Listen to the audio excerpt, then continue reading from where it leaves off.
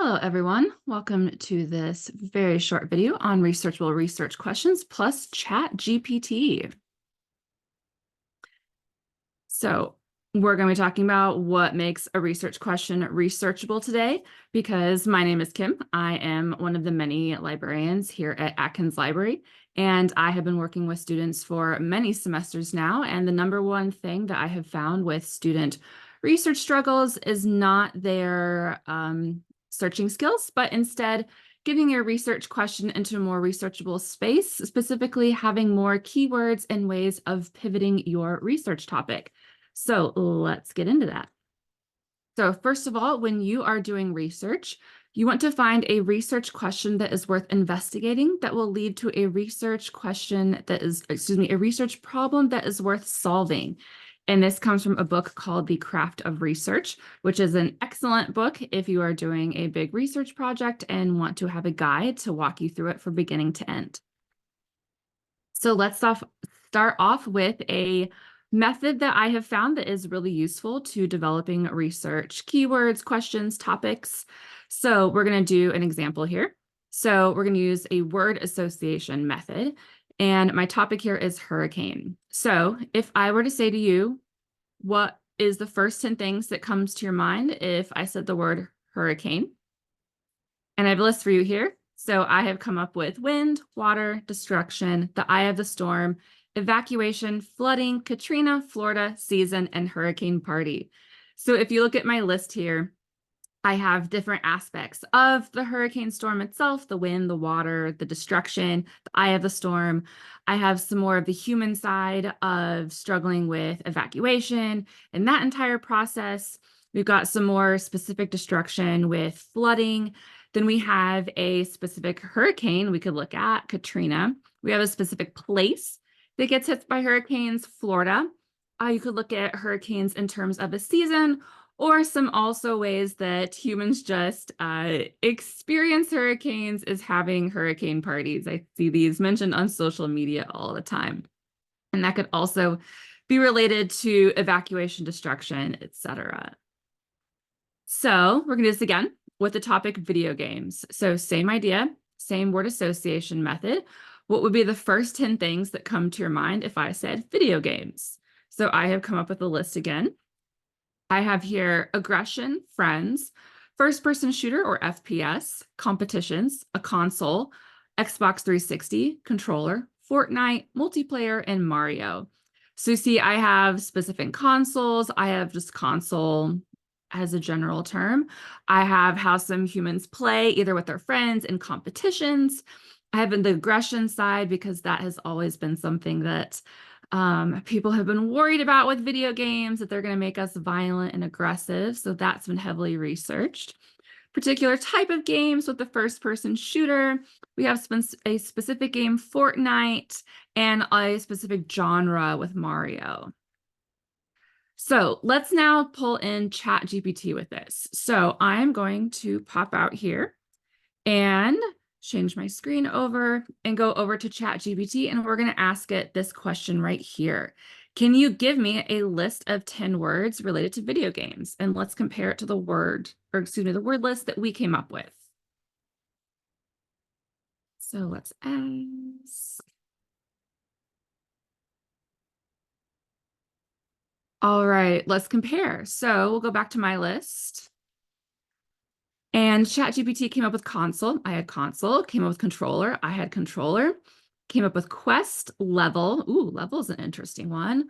Multiplayer, got that one. Virtual, sandbox. Ooh, I like that for development.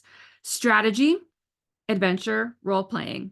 Excellent. So it came up with a list, and you'll see that I had a similar list to what ChatGPT came up with. But now I want to ask ChatGPT again, can you narrow down on 2 of these? So let's narrow down. I like strategy.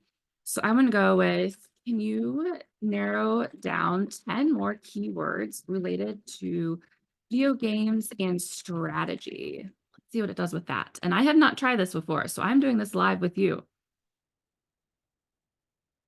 Okay. Excellent. All right. It came up with tactics, turn-based, real-time, resource management, decision making, simulation, planning, or puzzle and challenge. So hard to tell if it pulled in video games with that specifically. This sounds a little bit more strategy, but this is still part of video game development and play. So all of these could still work with video games. So let's try this again. Let me scroll up and I want to try console. I want to see what it does with console. So I'm going to ask you again. Can you type down 10 more keywords related to video games and console?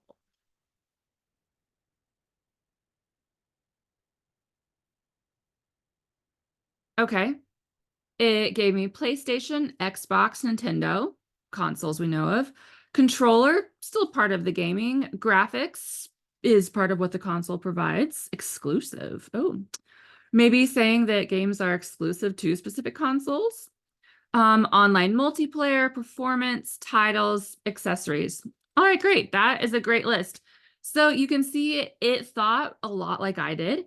It took a very similar list to what I came up with, the broad video games, and then it also helped me narrow down specifically within two that I found interesting, consoles and strategy. So let's go back to my slideshow because we're going to do this again because I want you to see multiple examples. So we're going to try this again with healthcare. Word association method. What are the first 10 things that comes to your mind? So my list here is insurance, expensive, ambulance, doctor, nurse, scrubs, patients advised advocacy, surgery, blood, and hand sanitizer. So I'm gonna do the same, go back to ChatGPT, and I'm gonna ask it, can you give me a list of words, 10 words related to healthcare? Let's see if it thought like me or if it came up with some different ones.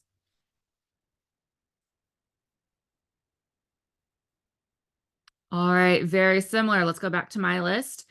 It gave me hospital, doctor, nurse, patient, medicine, treatment, diagnosis, therapy, healthcare provider, and wellness. This is actually a really excellent list because it's very broad, but all of these things are still specific parts of healthcare, but you could still take them in many different directions.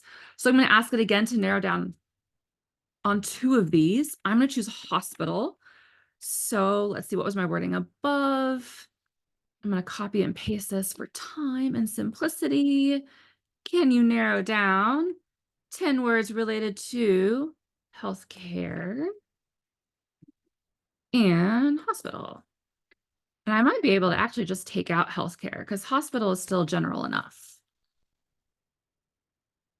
Okay, cool. It gave me emergency, surgery, ward, clinic, specialist, operating room, inpatient, outpatient, intensive care unit, also known as an ICU, and medical records. Ooh, medical records is neat. I actually want to narrow down on that one. I want to see what it can do with medical records. So I'm going to ask, can you narrow down 10 more keywords on medical records? And I don't know if you can hear it in the background. I'm recording at home and there are sirens going off. So if you can hear that, interesting timing. Okay, so it gave me electronic health record, an EHR, health information management, HIM, privacy, security, compliance, access, documentation, records management, health information exchange, an HIE, and an audit. Yeah, perfect. Those are all issues that someone might research with regards to medical records. So that's perfect. So this is something that ChatGPT is a great tool for. So now let's talk about instead, though, what do we have here? So you now have a few different things. You have a list of keywords and search terms. So these are words that, slideshow again, sorry about that, words that you can use related to the library search system, or excuse me, within the library search system. And don't panic. So this is something that I want you all to have in general as students, is that you'll now have a list that you can refer back to if you find yourself stuck. And we're going to talk about where you might get stuck in the next few slides. And then finally, you can broaden, narrow, adjust, pivot. You have a list of words that are related to your topic in case you need to change the focus in order to find the sources that you need. So let's talk about that a little bit more. So where you might get stuck. Like I said, I have been working with students on their research topics for many semesters now, and this is where I see students struggling the most, is that their evidence just doesn't exist. They cannot find the sources that y'all want. So here's a few things that might be causing that. First of all, it's just too soon. Your topic is recent. Researchers haven't had time to study it yet. It's just too soon. Next is that it hasn't been researched yet. So just for whatever reason, just no one has researched your topic. There's no one focusing on it or studying it yet. Could be for many different reasons. It might be too specific. That's often a reason. Just meaning that a person, a place, a thing, or idea is just too narrow, too specific, that no one has researched that yet.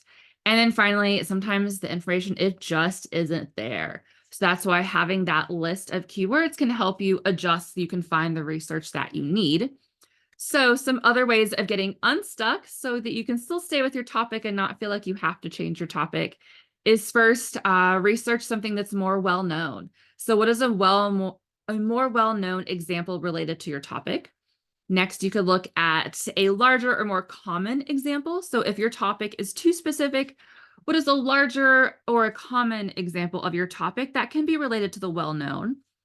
Another thing you might want to look at is similar. So what is something similar to your topic in its type, its description, its culture, its use, to something else that is similar?